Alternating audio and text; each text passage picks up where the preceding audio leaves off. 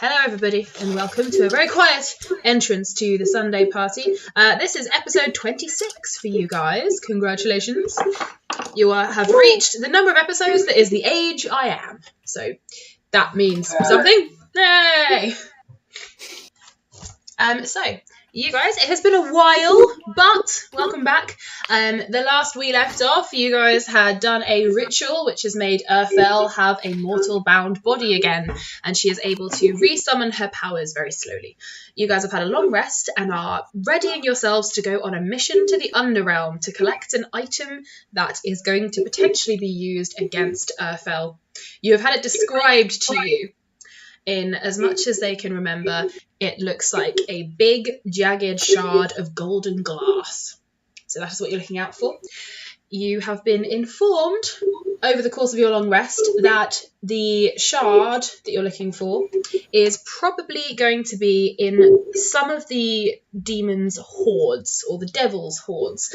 The Underrealm is a very strange place where devils and demons coexist. Although there is fighting quite a lot of the time, there are more creatures there than just devils and demons too. But they have no idea where this particular item, shard, will be. It will probably be in the hoard of the lowest layer, as that is the last place they left it. But they have no idea because a lot of the demons fight amongst themselves and tend to steal each other's items and things, so it may well have been moved. So, you guys sit and wait around recovering yourselves. You have all got your Airrill's blessing, which you can use 5 times in combat per day, and you've also got your gifts as well. We have been over those, and you guys are all up to speed on what those are and what they all do, yes? Yes. Excellent. Marvellous. So, you guys sit around and wait, and I will just put this picture up here. Here we go. So, you guys sit around and wait while the cultists who worship Airrill are doing another ritual for you. They're doing a summoning ritual to get you a guide who is going to show you through the Underrealm, because you're going to need someone who is knowledgeable about that place and able to lead you through. Airrill is helping them out, and it seems that she knows the person who you are going to be led by. This goes on for several hours, and they continue all the way through your long rest, but eventually they finish it. And it's the early afternoon, so you have had food. I forget there's no Varric in this group, so I don't need to keep a mental track of when you've last eaten.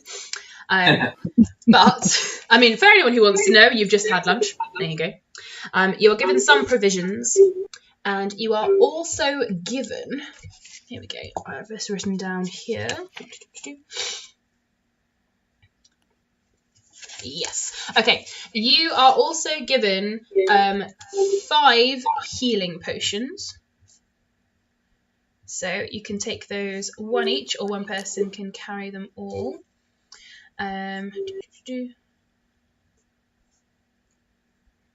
These healing potions do regain you 2d8 of hit points when they are used. So if you want to use one, roll 2d8s. I have that written down so we can double check. But yes, if you want to use one of those, 2d8 hit points that you will return, but you've only got 5 of them. So, as you sit and wait and watch, it comes to your attention that the ritual has finished. Airrill is on her feet, looking rather impressive. The hair of Molyar seems to have started to turn a slightly darker colour, and her clothes are starting to change as well. It seems that Airrill's magic is slightly editing the girl's appearance now that she's inhabiting her body. Your friend, the prefect and head boy, is sitting just off to one side, watching what used to be Molyar with a strange expression on his face. He has already told you that he will not be coming into the Underrealm with you, as he cannot bear to leave her, and he fears for her body's safety. And he also wants to talk to her father. You are also not going to be accompanied by any of the other NPCs along your journey, as they are staying back to do various things. And Belgarath, you have had your conversation. You know what you are going to do.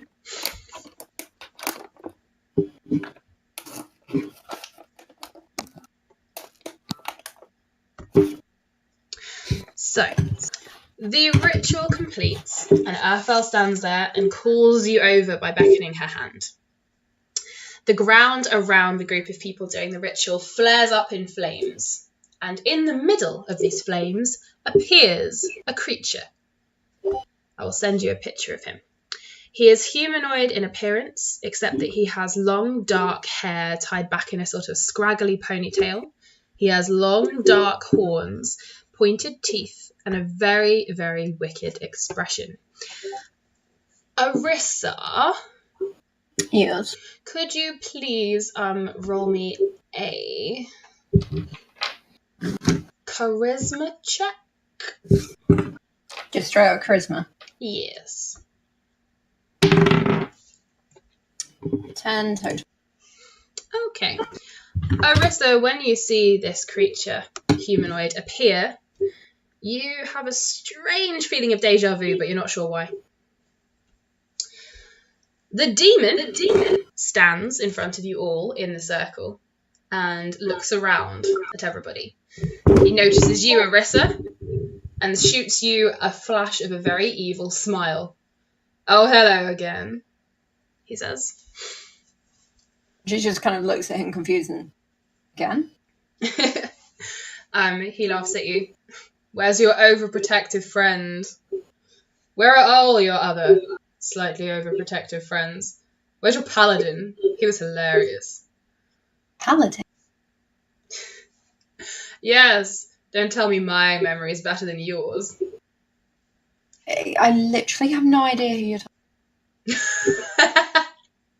Did you just say you have no idea who he is? I have no idea who you're talking about. Oh, okay. I was going to say, he will take great offence to that. So say it, it'd be great. He just laughs at you. "You are ridiculous, mortal. Who summoned me? What do you want?" And Earfell sort of hovers forwards and speaks to him. And she says, "Brakens, I presume."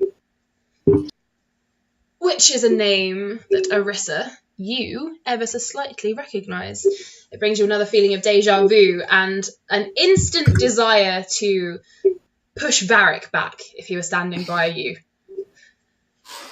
Earfell and Brakens have an exchange. It seems that Earfell knows who he is and does not care for the demon one bit. She accuses him of being the product of her downfall. Can you please say that comment rather than just type it? It's never going to be on the video otherwise. Okay, I said, bet you anything he listens to My Chemical Romance. To which Airrill responded, "Can't spell demon without emo." To which I think you guys are great, and I hope you're not saying this out loud, but at the same time I really hope you are. Well, unless there is a band of wandering minstrels by some weird coincidence also called My Chemical Romance, I don't think it would really make sense. It's now canon, there is. It's now all chemical romance. Oh boy. My Apothecary Romance. I have to put that in game, I'm sorry, I have to. Now those... Can we go to a concert of them? Yes. And you can all shop for emo clothes before you go. Yes, at the Hot Topic. No, I think you mean the warm topic, because we can't have the same name. Be like, what's the shop called? The warm topic of conversation. The warm subject. To be fair, that could be a kinky shop as well. Oh dear. Over the course of this exchange, Earfell is very short with Brakens and blames him for her downfall and says that he is lucky he was banished to the underground where he belongs, and she has got past his father's foolishness and his mother's idiocy. They then come to an agreement, and Brakens agrees to be your guide through the underground in exchange for access back there, because it transpires through their conversation that Brakens has been trying to get back to the underground for some time, but has been unable to. Earfell says that they have a means of getting him there, and he will be allowed to use it only if he will guide you through the underground safely. He agrees to do so, and the pair shake hands, and a big red flamey light encompasses both of their hands and flashes out. Oh. Oh. They made a deal. Meanwhile, Indathel is watching and whistling a very upbeat tune and dancing along at the back. I forgot how cheerful your cleric is. Love it. I'm going to bring some sass to the underground. It's going to be great. By singing the Archers theme tune, apparently. I don't know where it was the Archers, it just came out. Anyone who's not from England is just like, what the fuck? Yep. It's a household staple, okay? We will explain later. To explain that to our vast horde of international listeners, and Arissa, The Archers is a radio series from England. I think on I think I may have Radio listened 2. to it. I think I have listened to it, and Yeah. It's what every parent in the country listens to while they're cooking dinner. I listened to it. I had to listen to it for university Oh Jesus! because I did 2 years of radio plays, Yeah. which I hated. It's basically a radio play about some farmers living out in the rural countryside of. It's Emmerdale, but on the radio. Yeah. So it is like Arissa says, something that every single mother across England listens to for some reason, but and dads while they're in the garden. Yeah. I think it's like one of the longest running radio plays ever, but I don't understand why. Quick question: how the heck did I hear about it before Arissa did? No, I listened to it in uni, but I repressed the memory. Yeah, Well done. You touch my turnip, so I'm gonna fuck you up. we listened to it in high school for my English class. Wow. Anyway, back to the story. Back to the story. What Sorry. So, Brakens and Airrill shake hands. Airrill lets go first. Brakens sort of shoots her like, ugh, look, rolls his eyes and turns on his heel to face you, rubbing his hands. So, my lucky minions, going to come home with me. Excellent. You will love it. I will show you around. I will especially make sure to show you around my true home, the lowest layer, where I am the true crowned prince, although in my absence I expect all of my brothers have attempted to take the throne. I will remedy that. No, exactly. Type that shit.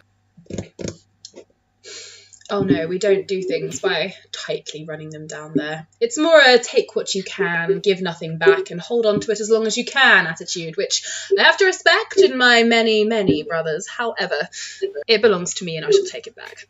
Right, are we going then? He turns to Airrill, who just nods, and you are all motioned by the cultists to come and stand in a sort of circle, just on the inside of where the circle of fire appeared. The head boy gives you one last sort of sad wave as you all stand there. And above is Airrill. Sass, sass, sass. Okay. Indathel is skipping forward to stand right next to Brakens, who looks down at you like, huh, you're a bit colourful, aren't you? Nice of you to notice. Yes, well. And Airrill is flying over to Brakens too. Alright. Yeah, at least he's not human. Like, okay. Alright. You all get into the circle, and the cultists raise their hands together. Airrill snaps her fingers, and instantly flames appear all around you, making a big dome above your heads.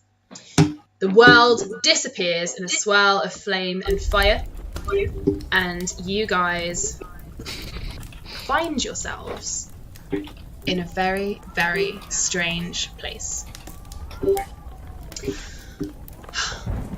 So, the flames die down and disappear, but all around you, you can still hear crackling fire, deep winds whistling through, and you can hear chatter and voices and distant screaming.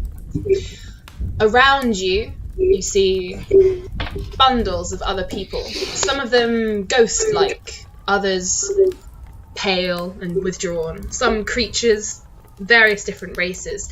None of them seem to be looking at you particularly or engaging. A few of them nudge you and shuffle as you all move past. You're on ground that is rocky and sloping downwards, and ahead of you, you can see a huge crowd of people continuously pushing forwards down a rocky path towards a river. The river is long and you cannot see where it ends. The rocky shore you are on is like a big island where people seem to appear. You're being ushered down by strange creatures with disentangled limbs, and some have wings, some are hovering without them. And there are 3 demon creatures who are hovering over everything. They're bigger than the others, and they occasionally point and make gestures. Could all of you do a perception check for me?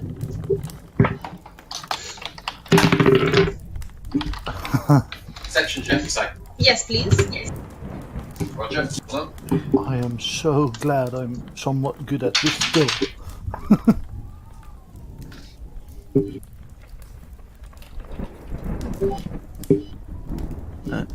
Perception.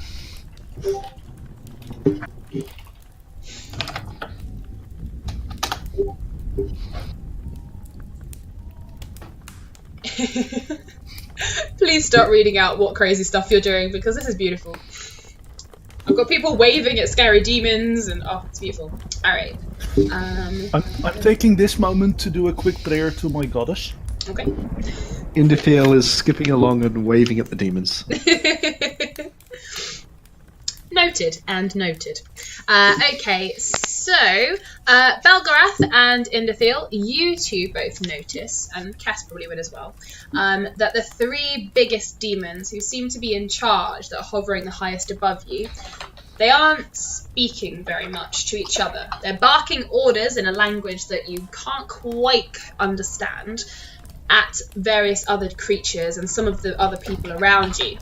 But through their gestures and the way they're coinciding with each other, it seems that they are some sort of telepathic with each other, and they can coordinate themselves without having to speak, so no one but them will be able to hear thoughts passing between the 3 of them. Okay.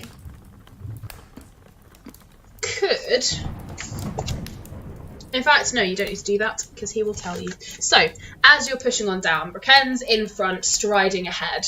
He's looking around a little suspiciously, and occasionally he will lower his head as the big 3 demons fly past. He turns around to look at all of you when you have come to a halt, as the crowd of people in front of you is not moving. Welcome, friends, noblemen, travellers, mortals. Welcome to the Underrealm. Now this is the first layer. Welcome to the breach. I will type that for you. Layer 1. Level up! This is the crossing point. We will need to go over this river. There will be a ship. It will come along in a moment. Try not to draw attention to yourselves. Try not to fall in the water. Don't be encouraged to try and turn the ship around or cause some sort of mutiny. All of these have happened before, and none of them had very good end results.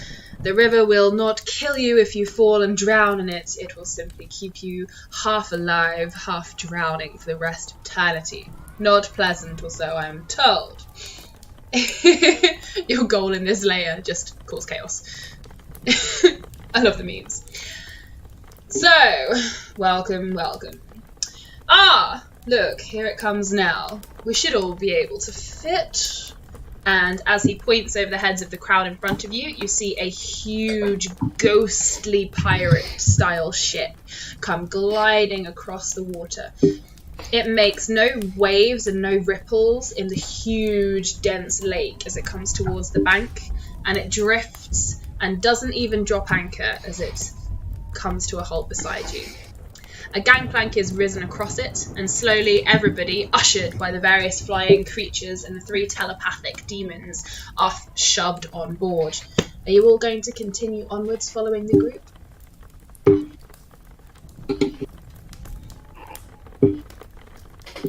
I didn't hear the last bit of that sentence. You're all getting ushered onto the ship. Are you going to continue on and go with the group? Ushered onto a what? The ship. Oh. Well, Airrill is flying onto the ghost boat. Excellent. Indithiel will skip on up the gangplank. Okay, you attract a fair amount of attention. Nobody else here seems particularly happy to be here. And looking around, everyone is either ghost-like or pale. And can everybody do another perception check for me?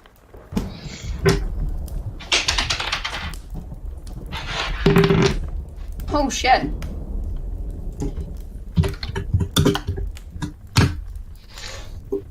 Ooh, nat 20 Arissa.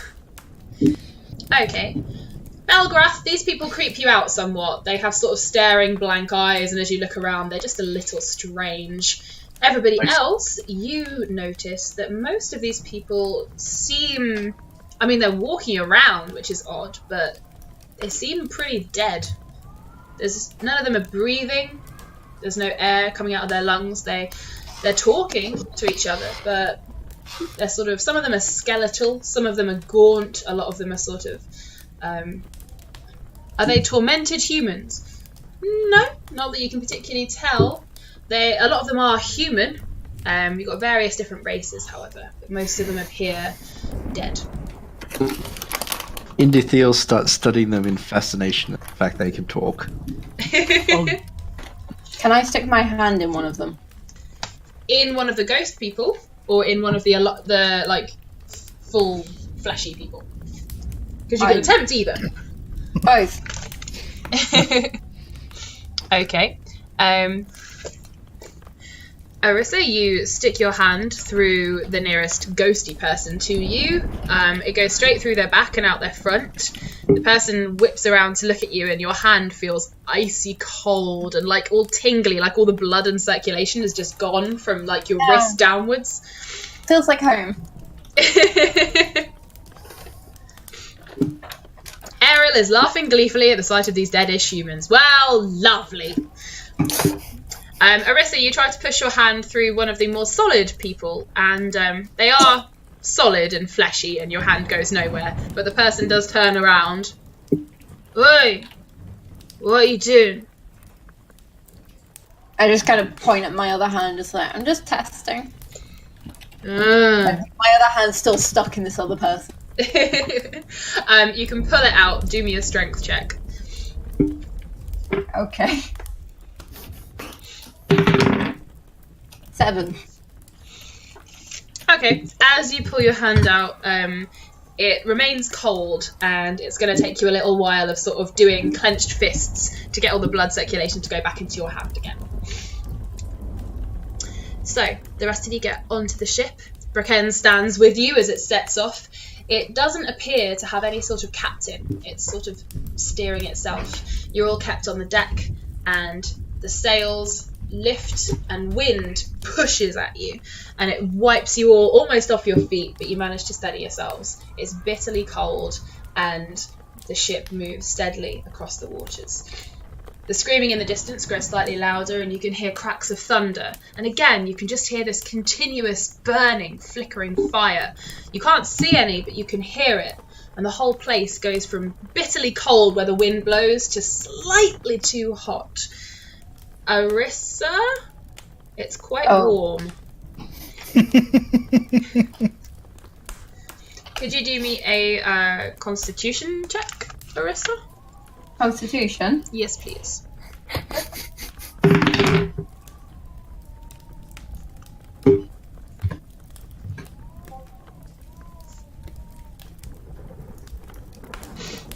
Six. Okay. Arissa, you are slightly too warm and feel the need to be either in your underwear or as close to it as you could be. Sorry, you cut out then. Arissa, you are very over-hot, you're overheating, and you feel the need to be as close to your underwear as possible. Like, as close to just wearing your underwear as possible. Okay, I guess Arissa's gonna start stripping. Ah, and there's no barrack here to stop her.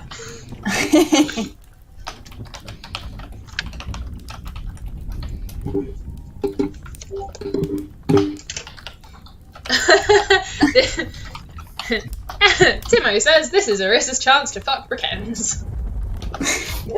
And then both Arissas could be pregnant. Woohoo! Oh dear. And Interfield is watching and clapping apparently in time. So yeah, Arissa, it's up to you how many clothes you would like to take off. You get plenty of sort of elbow room from the people around To what degree would you like to strip, Arissa? you.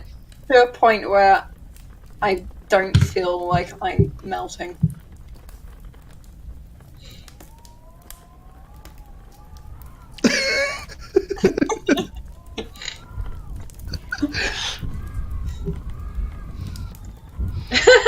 Best meme ever. Is it with that much gusto that you do it as well, by the way? Yeah, just like, I'm just too warm. You missed a chance there. That was too hot. Hot damn. Because the puzzle leaves in the fireman too hot. I dare. Dare want to retirement too hot. No, we are not going to sing the entire song. That will take too long. Interfield, sorry, what were you doing? Cheering, Interfield apparently. is straight up cheering. Kind of looking something along the lines of this. It's a gif of Phoebe and Rachel in Friends going woohoo!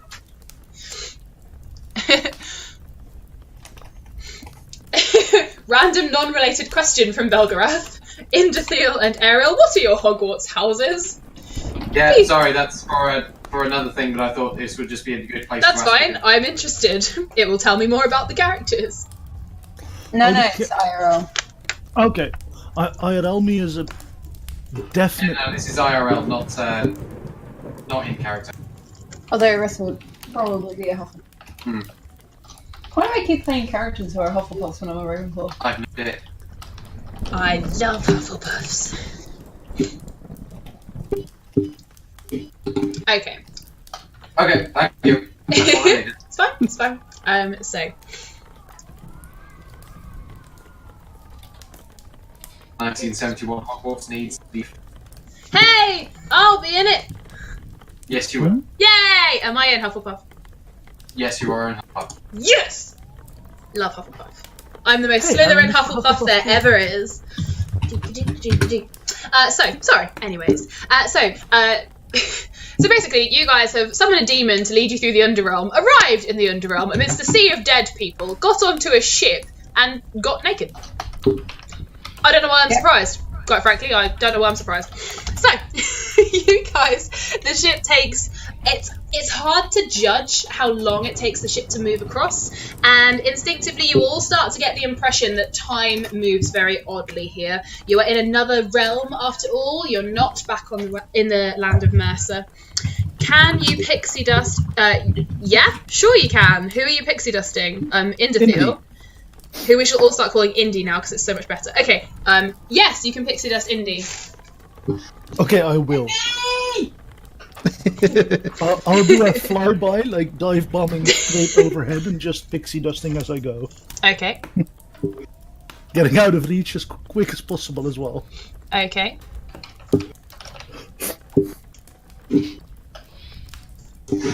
Okay, so, Indy, as you're cheering and watching the bardic girl get a little bit naked, you start to feel your feet leave the ground, and you begin to hover 2, 3, 4, 5 meters up in the air. You are now hovering over the heads of most of the crowd. I just gave you a better seat to the show. She'll keep cheering and try to do a pirouette in the air. Okay, do me a... Just do a dexterity check for now. I think this might be probably the cheeriest episode we'll have because we don't have cats. Yes. So That. far, Well, I think we can just assume that Kess would be going, ugh, at the whole thing. That's And I would- usually a safe bet. Enna would probably go insane at the fact that there's now people cheering and positive. Yeah. I'm gonna go the complete opposite. So Enna is probably joining in the cheering, not the stripping. Well, I'll ask her later. And Kess is probably God. So you know, the two opposite ends of the coin. Oh, a big fat 10 for Indy. So, Indy, you tried to do, was it a pirouette you were trying to do in the air? Yep. Alright.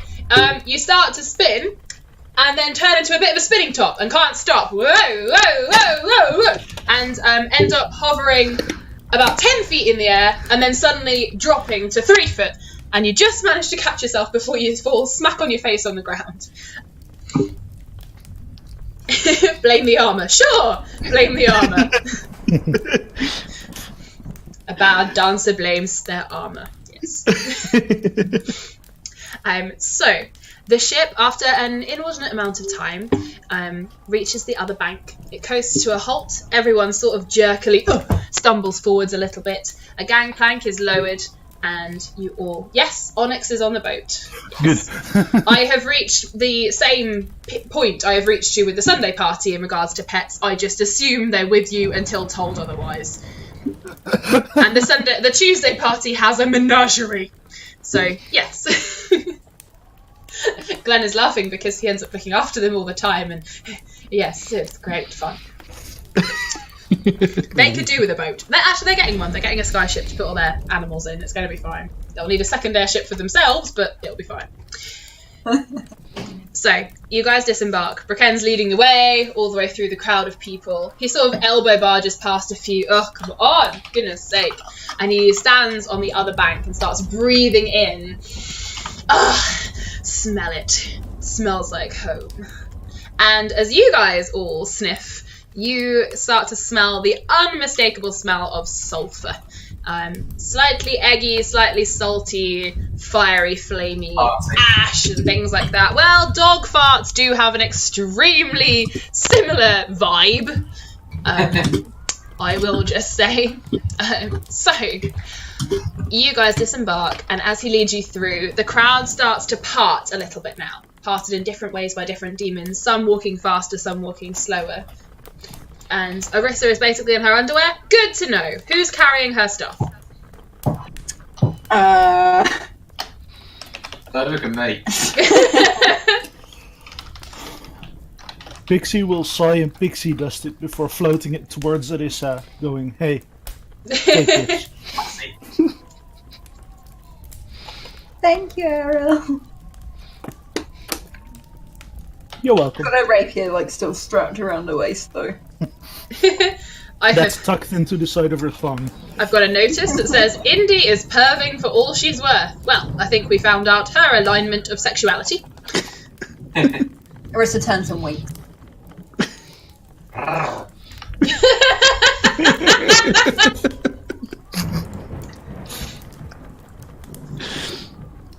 feel like we should just leave you two alone for a moment.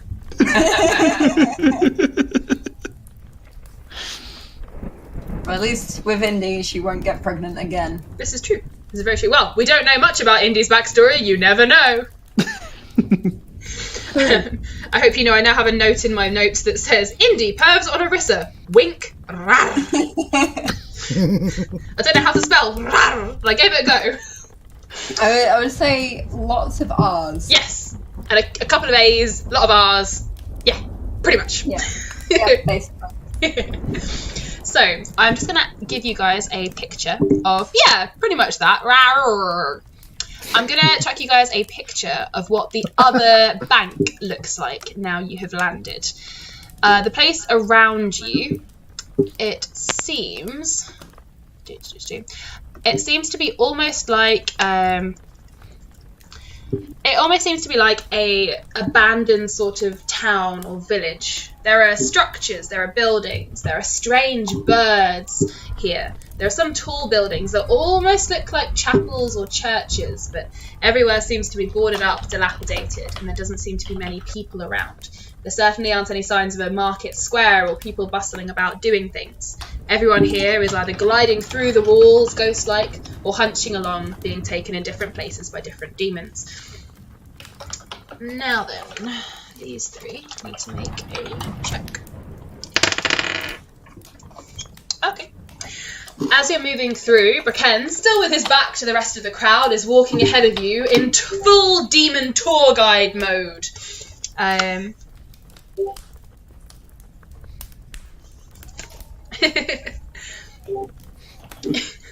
Indy is saying, this place needs a spring clean.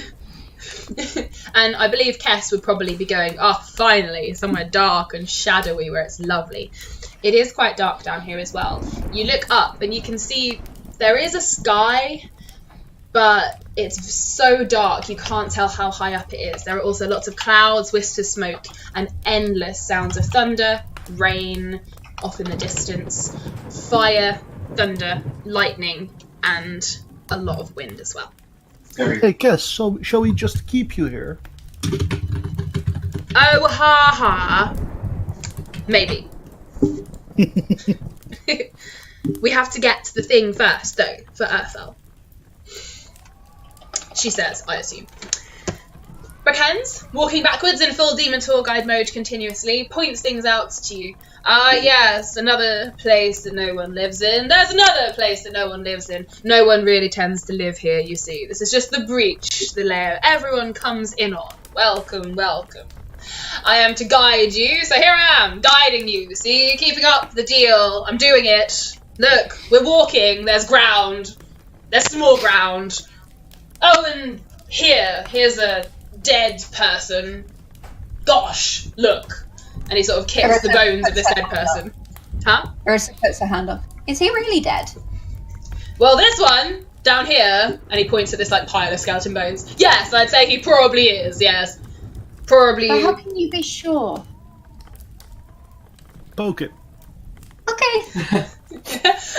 You just Bracken's like, While she's it. doing that, yeah. Indy's gonna cast Animate Dead on it. Okay, and what does that spell do? Just gonna grab that.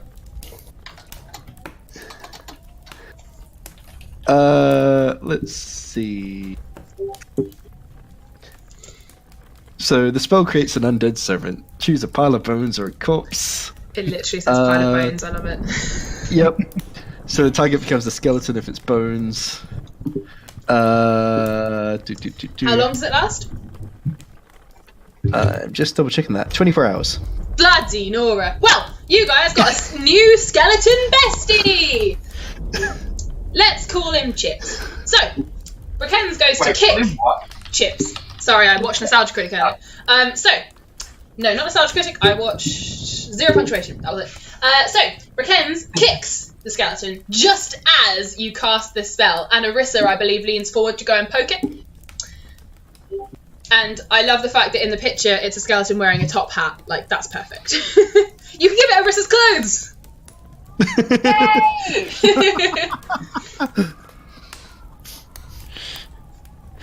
So I'll get it to stand up and basically start dancing around.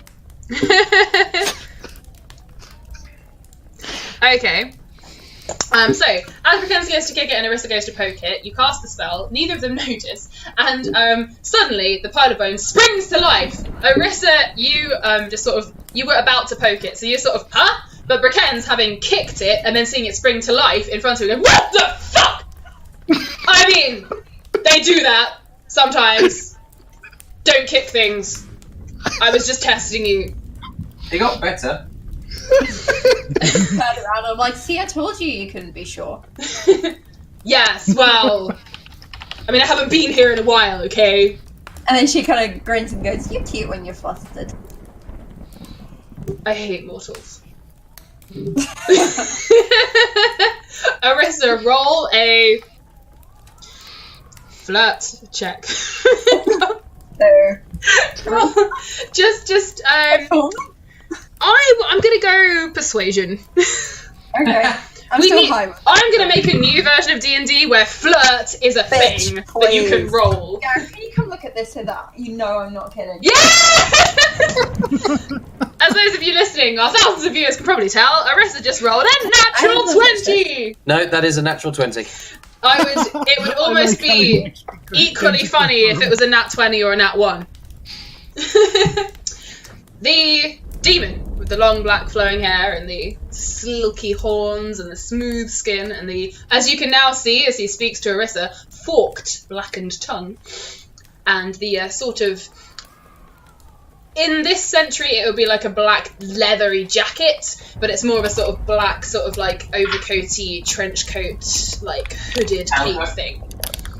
Yeah, but not as fancy as a tailcoat.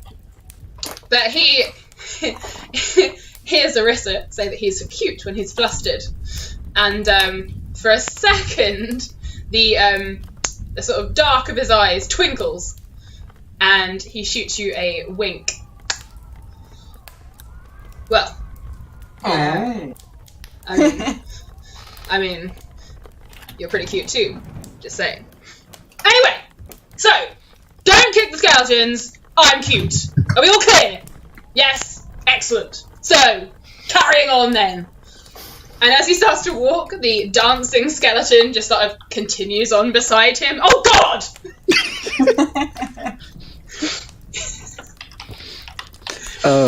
And he's just gonna get it to salute him and continue on this.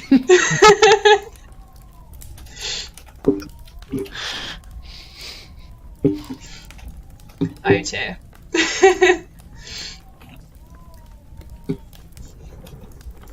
Okay, so, what are we calling it again, by the way? Kips, he said. The word Jim was also chucked in chat, so what would you like to call him? Indy's not one to name her skeleton. What would the rest of you like to call this dancing skeleton as you walk along? And yes, Airrill, you can sit on its dancing skeleton head and ride the skeleton.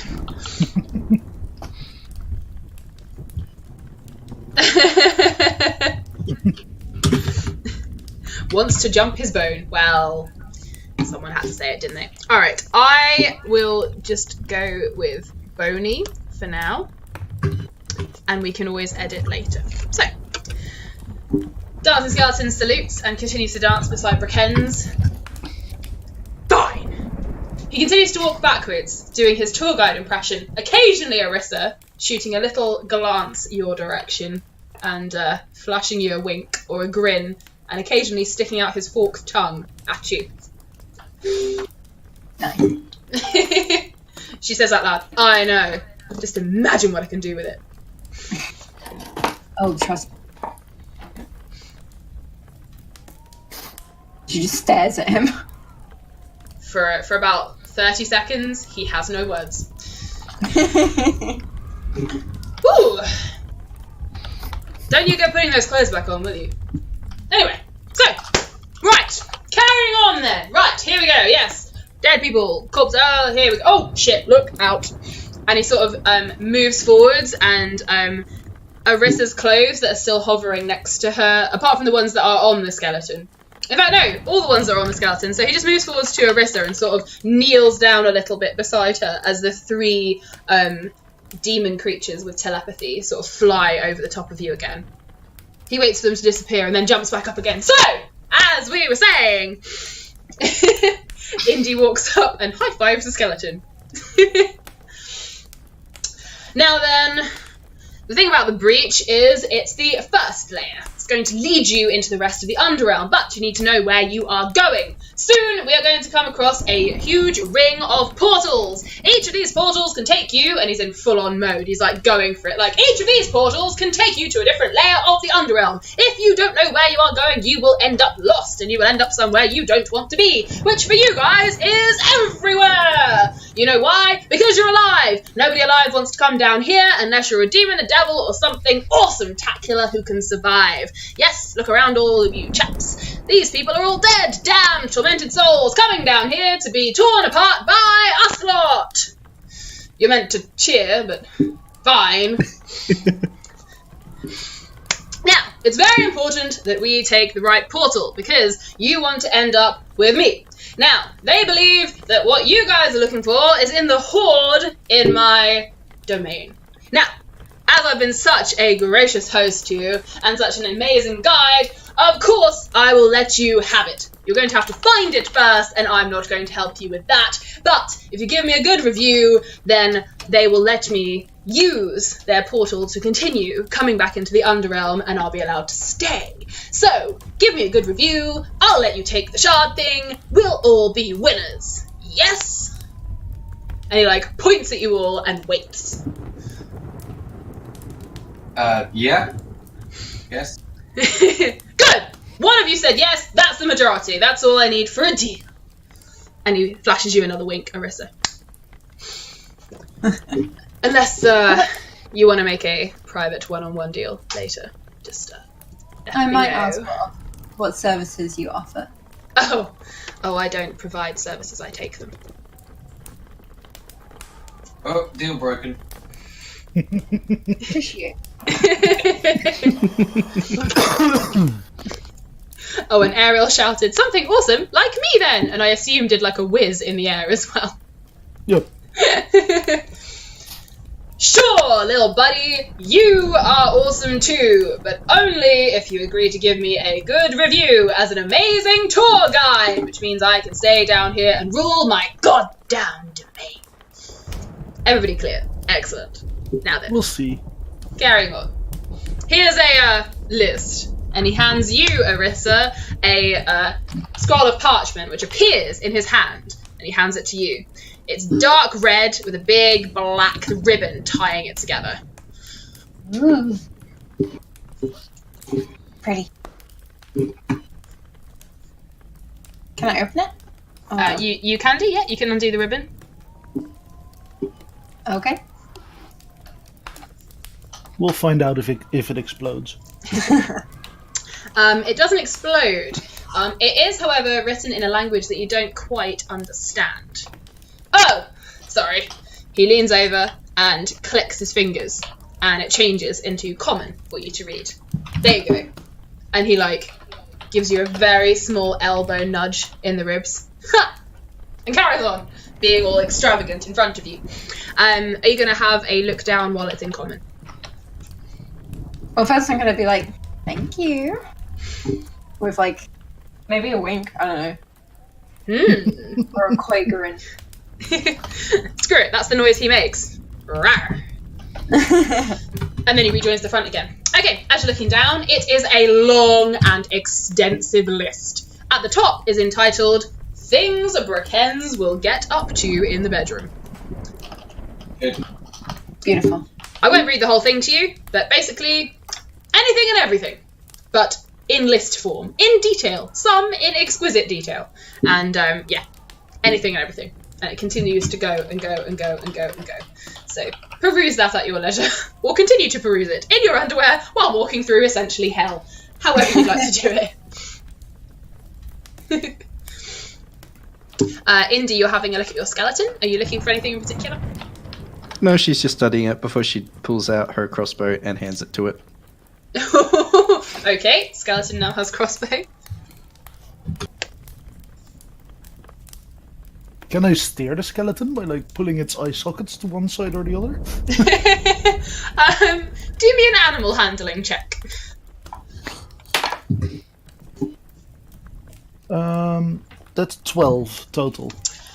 You try to pull about. It doesn't seem to work very well, but if you lean really far to one side, it seems like sometimes, maybe like 5 times out of 10, you can get it to go a certain direction. So essentially what I can do is hope that it goes the direction I want it. Yeah. Indy's going to look at the pixie and go, if you really want to steer it, just let me know which way it wants to go. Okay. Thank you. She proceeds to make it start moonwalking in a circle.